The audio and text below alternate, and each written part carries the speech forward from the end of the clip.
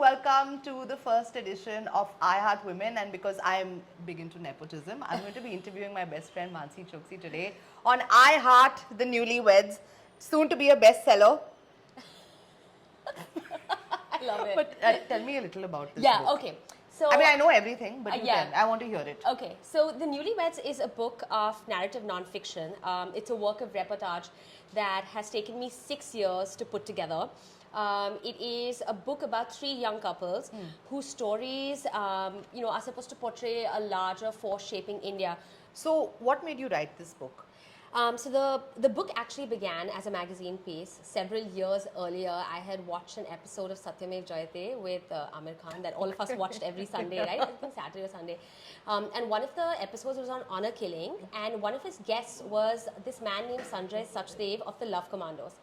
And he was a colorful character, and obviously with a name like the Love Commandos, I knew I had to go and write a story about it. Yeah, I think you, even in the book, I would not want to be walking on a street alone and Sanjay Sachdev coming towards me ever. He was definitely a pretty intimidating, morally ambiguous character. Actually when I first went to the shelter, I was thinking I am going to write a lovely long piece about these middle-aged Indian men that are putting their lives at great risk to protect young people. Honestly, the first day that I hung out with them, I was like, this organization is fantastic, it's great, they deserve all my money.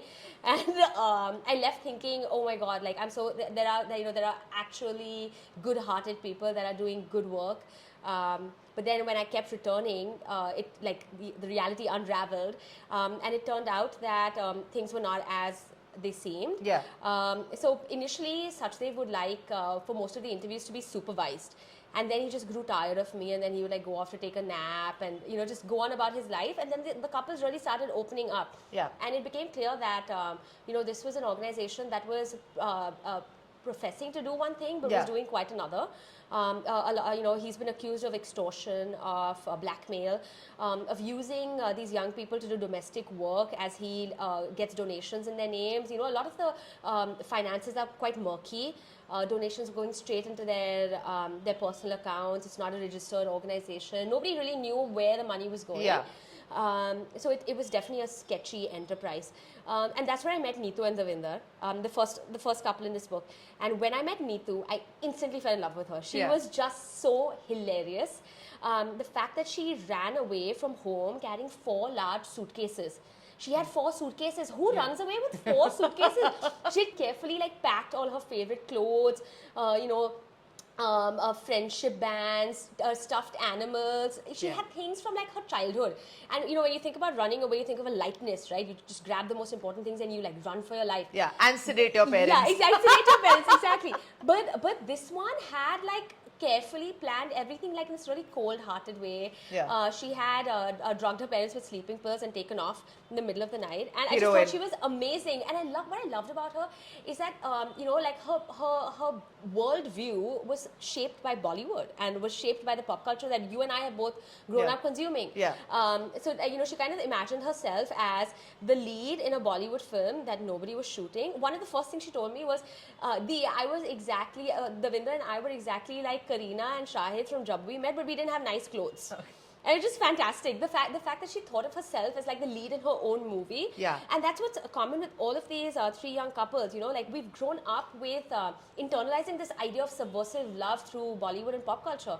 But I wanted to kind of write a book that hangs out in the afterlife of those stories and see how it really plays out in day-to-day life. There are large parts of this book that linger in the mundanity of daily life, because I wanted to see and show what grand love looks like when it has to be assigned into the smallness of who's going to pick up the kid from school and who's going to work, who's going to sit at home, how daily labor is divided between both genders. Anyway, so that's the first couple. Then this piece did well, and I decided to make it a book project. And then I wanted to think about doing this, kind of telling a story about India through the vehicle of the love story, because you know me, I have grown up on Hindi serials and Bollywood, and I wanted to use that as an entrance point to write a serious book about, the changes that we're going through. Yeah. Hindu fascism, homophobia, Islamophobia, the learning and unlearning as a country as we try to negotiate our own ideas of modernity. Yeah. That's what I was hoping to capture. Yeah. And then I went out looking for a couple, a Hindu and Muslim couple, and obviously, this whole thing about love jihad was really in the news at the moment. I saw a story about Monica and Arif in Sakal, and I found them through a generous Marathi journalist, and it took me a while to kind of allow them to let me into their lives. But they did eventually, and it was just wonderful. The kind of access that they gave me, it really helped me capture a part of young India that I would like to believe has not been covered in this way before. And then I wanted to write about a same-sex couple, and I wanted to especially write about not a gay couple, not a male couple, but a couple that was working-class women that come from a place where they don't have access to community, that they don't have access to power, privilege, all the things that kind of protect people from making these bold choices. Yes. Yeah, because the stakes are so much higher. It's just so bold and brave for them to come out and live their authentic lives. So I was very keen that it be from a small town, and B, from working class India. So yeah, I thought that these are the three big themes that were affecting young people, and I wanted this book to be a kind of artifact of the 6 years that I spent reporting it, and I just wanted to be like a chronicling of us in those 6 years. And I don't want it to. I'm not claiming for it to be anything more than that. Yeah, and I think that is also reflective in something that you said about the way the book ends, right? And I have to admit that I have kind of seen you through these 6 years, and I've seen You've the read changes. every single draft. Yeah. You've read drafts that were written on my cell phone. They have been sent to you in WhatsApps. Yeah. Yeah. So you've been with me throughout this entire journey. So I feel like the end of the book, it's not, I would not say disappointing, but it's almost it's like anticlimactic. Yeah, it's like, okay, there is, because it begins with like this great runaway story and like people breaking barriers and of course challenging all kinds of norms, and then at the end it's almost like tying in what you said, like where you're kind of just showing that this is life, like there is no this happy ending and walking into the sunset. Exactly. I really thought about that because it's like I really thought about the fact that people are going to be like, I read 80,000 words and it has left me feeling like I don't really know what's going on. And I think it was a deliberate choice on my end because I wanted it to mirror real life. Their lives are still ongoing. Daily life, no love stories. Real love stories don't have clean endings. There's no victory or defeat at the end of real people's lives. And the fact that this is the lived experiences of real people was the thing that was most important to me. Even as I was using the framework of the love story that we consume in pop culture, I wanted to topple that on its head and kind of hang out in the space where the dramatic power of the love story fizzles out. Yeah. That to me is really interesting. And films like Sairat have done it, and that was a really big it was definitely a very I thought about that film a lot as I was writing because it got to the heart of what it's like to recalibrate with these bold decisions, especially because young people, even if we grew up in a completely different circumstance than our parents or grandparents, we grew up post-liberalisation, we had access to social media, access to all kinds of technology. We grew up believing that, we're in some big rising part of the world where we're going to be the next superpower. But the truth is that we have a really deep sense of filial piety. And these 6 young people are exactly the kinds of young people that are raised to resist the urge of rebelling. Yeah. Okay, they have a big sense of duty. Their idea of morality, their idea of right and wrong comes from what their parents think, what their communities think. So it's a very big decision for them to choose a partner that essentially kind of destabilizes the power hierarchy. Yeah, destabilizes even their idea of themselves. Yeah. So what essentially ends up happening, or what ended up happening with these 6 young people, is that after they make this big choice, that void becomes filled with a longing for acceptance for the same people they rebelled against and for the same structures they rebelled against. So, for instance, Reshma and Preeti, the lesbian couple, they are rebelling against the traditional family structure, rebelling against the traditional male-female, model of marriage. Yeah. But what ultimately does them apart is their own ideas of heteronormativity, their own ideas of what a respectable relationship should look like. Monica and Arif, overcome this big barrier of Hindu-Muslim divide. Right. But that doesn't mean that Monica suddenly is forward-thinking or she thinks that Muslims are as great as Hindus. There's a deep sense of resentment for the community she's married into even now. Yeah. And it's a very the sense of pride that she carries with her about who she is and where she comes from. Similarly with Neetu and Devinder, she has a chip on her shoulder about the fact that she's an upper caste woman from a wealthier family, and of course, like daily life, kind of works on them in a way that that pride and that chip on her shoulder kind of gets edged away, and they and even this big idea of love kind of just gets what is the word, like knocked on until it just chips away. You know what I mean? It just gives away the big great thing that we see in movies. Just fizzles out in real life. And because real life is about practicalities. It's about getting jobs, putting food on the table, dealing with like day-to-day life. And I mean, we really think about that, right? Even though love stories are such a huge part of our cultural psyche, like all the way from like our mythology, the Krishna and Radha love story. Even though they were not even sanctified by marriage, is one of our greatest love stories. Shiv and Parvati in Hindu culture, and of course with Bollywood, Mughal-e-Azam, over nobility, nobility and class, and just this recurring theme, even as Bollywood has even changed over the years as a mirror of society. Like pre-independence, it was films about that were like socialist in nature, right? Then The Angry Young Man, and then Yash Chopra's romance films. But there has been one recurring thread of the big unattainable, almost too large for real life idea of love.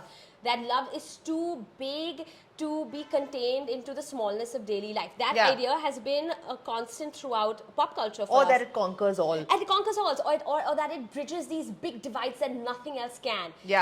But here are real people living with these, very real choices. And actually, like, I think the proverbial middle finger to be like, it's not what it's like. You know? Exactly. But I don't want people to think also that I am like, this is like some grim reminder, like don't do. But that's not your responsibility as well. It's not your responsibility. That's right, exactly. Because I think in a lot of ways the book actually does present, there are these softer moments that you've also captured really beautifully. And I think especially with Neetu and Devinder, there is this whole grand big, love story.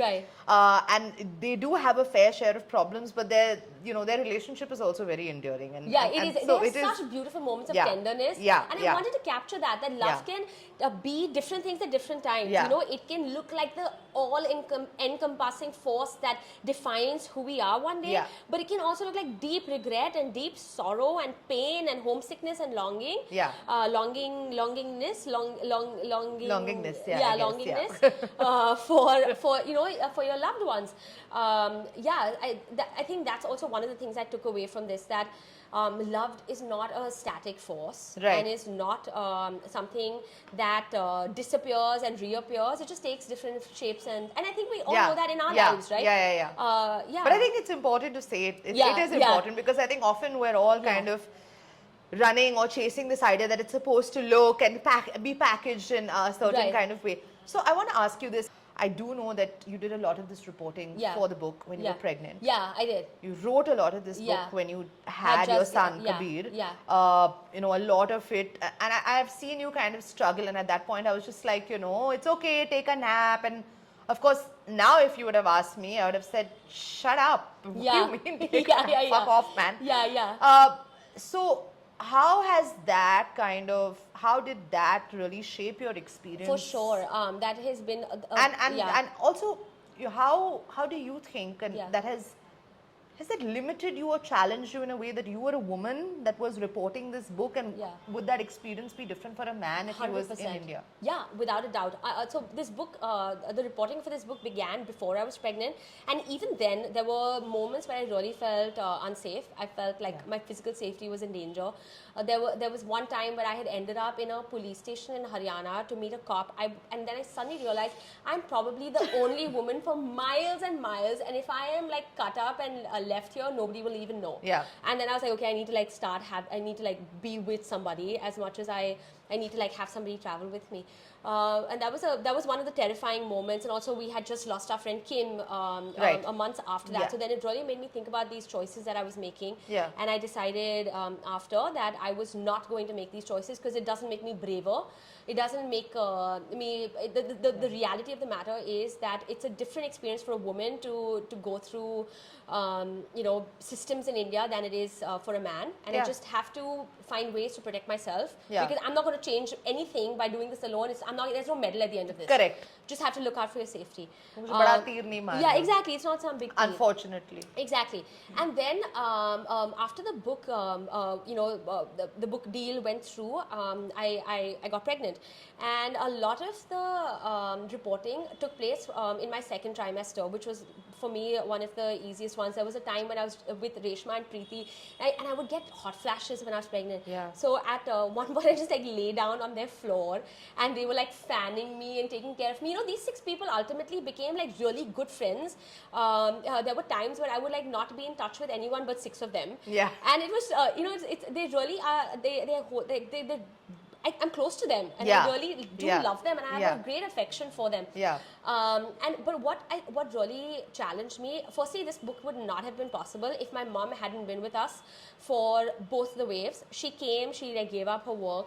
She came and stayed with us while the 2 lockdowns were happening here, and it was really freeing for me to know that there is Kabir has his grandmom with him who is looking over him, and I can go off and work. And my mom would be there taking care of Kabir, and we have like help, and that was good.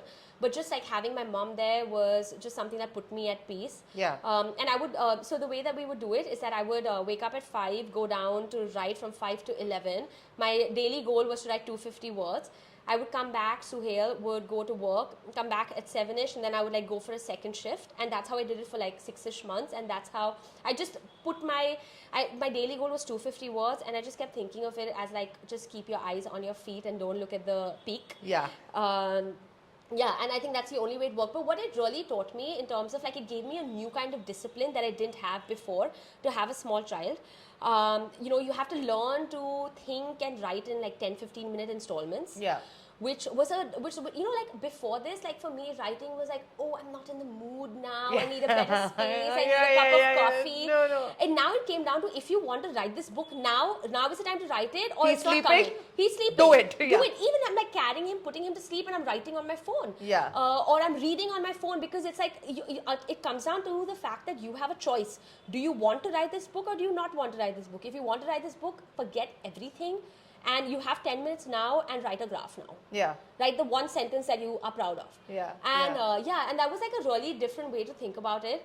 And now, I mean, it's been 3 years since he's been born, and I find that it's also this idea that so much guilt is associated with leaving a small child, that when you step aside, you want it to be worth it, right? You want that time that you've taken away from your child to really pay off. Yeah. And the book was actually a thing that I used as a crutch to like keep me sane throughout the difficult moments of postpartum. If I didn't have that, it was like a last relic of my old identity that I wanted to keep safe and nurture. Yeah. And really, just keep that precious space just for me. Yeah. Just for me. And I really like, and I would think of it as like a thing that I had to fight for. Because if I hadn't fought for it, I was swept up in so many changes that it would have passed me by, and I would not have even realized that I had turned into a woman whose identity revolved around her family, and there's nothing wrong with that. Yeah. But for me, I derive my identity from both my family and my work. Yeah. It's a big part of my self-esteem. It's a big part of my self-worth. Right. And for me, just to keep my sanity and to, it was important for me to keep my head down and just make sure that I don't lose this part of myself. So it was like a fight. Yeah. Yeah.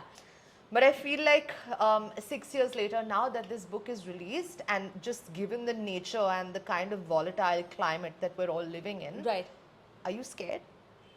Yeah, so, I think I was definitely a little nervous because, so the book first launched in America, and PEN America hosted an event, which is an organization that, is about free speech. And somebody at that organization called me brave for putting this book out, and I shat. I was like, what do you mean? What do you mean? Yeah, like, what do you mean by that? Yeah. I didn't mean to do this. Hi, Modi ji. Yeah.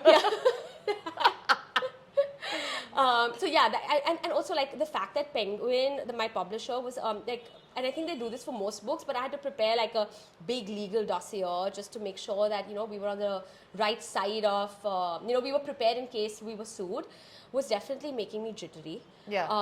But I think that one great thing is that nobody reads.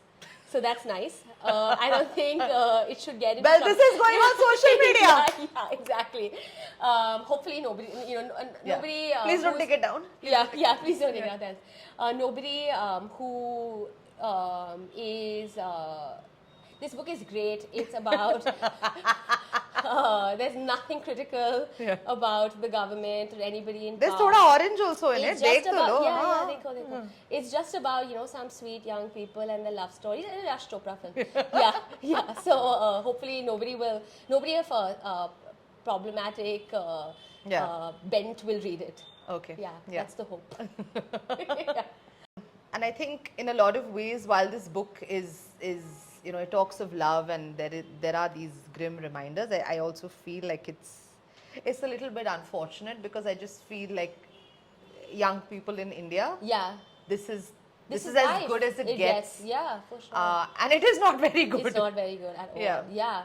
No, I just feel like young people in India have to just step out of the shadow of the boomers who always make bad decisions. Listen, the boomers were especially problematic. They were not like our grandparents who grew up in like building a country. Yeah. The boomers were coming of age when like the economy was liberalizing. Yeah. They were like living the life, like they had the government jobs and the pensions and all. They have it the easiest. Nothing bad happened to them. Yeah. Okay, so they have a very I think narrow idea of the bad life, or the hard life, or the struggle, or like fighting for independence and like agency, and I feel like our young people, we've been through a lot. We've had a global recession, we've had like pandemic, we've had just like the rise of fascism in every corner of the world. We've had this massive migration crisis, and I think we're like a generation of people that are dealing with so many things. And we just need to make our own choices, and it's okay if our parents don't agree. But I mean, also I am mindful and I am conscious of the fact that you and I can sit here and say that exactly, because it's an entirely privileged point of view, and I actually struggle with that a lot writing this book, because these are people who I cannot claim to share their experiences. I come from privilege. I come from I come from power in various ways. Absolutely. Like, as like a educated woman, upper class woman or whatever, like there are many invisible layers of privilege associated with me. So what I'm aware of all the privileges that I carry with me, and what I tried to do was just compensate for those privileges by thoroughly fact-checking. I just thought that if I'm able to present their views in the most thorough, authentic, factual way, that will be the best thing I can do. Like, just do my job well. And just like not claim to be the person who understands or shares the same ideas as them, because I don't. And like, as much as I would love to, I'm a product of different circumstances. Right. Yeah. So in a sense, it was just like that same feeling, like of parachuting into a different community and telling stories that are not yours to tell. I definitely thought about that a lot. Yeah. And I'm glad you did, because I think that is something that's really missing with a lot of what we see today in popular culture, because I think that so much of it is even the content that you put out there is drawn from personal experiences that you cannot help but try and be relatable and Right. resonate and all of that, and sometimes it's just not your place. It's just not your It is place. not your Not your place place. to be in. Yeah, yeah. And as a journalist or Yeah. like an author, all you can do is record and Right, chronicle. exactly. Right? And that's Yeah. exactly what Yeah, you've done. yeah. So thank you so Thank much. Thank Please you. buy this Yes, book. Please buy this book. It looks different though. It's a pink cover in India. Please Yeah, buy. this is my copy. Yeah, this is an advanced copy. Yeah, the link is in my bio, so Yeah. please buy it. Thank you. Thank you. Thank you so much. I would love for you to please pick up a copy of this book. It's called The Newlyweds. It looks different in India. It's a pink cover with flowers and some thorns. It is available on Amazon, India, Flipkart, every major bookstore and independent bookstores across the country. Please pick it up. Hit me up on Twitter, Instagram, anywhere. Let me know what you think. My handle is @Mansi_Choksi. Write me an email. It's on my website, mansichoksi.com, and I promise I will respond to you. Thank you so much.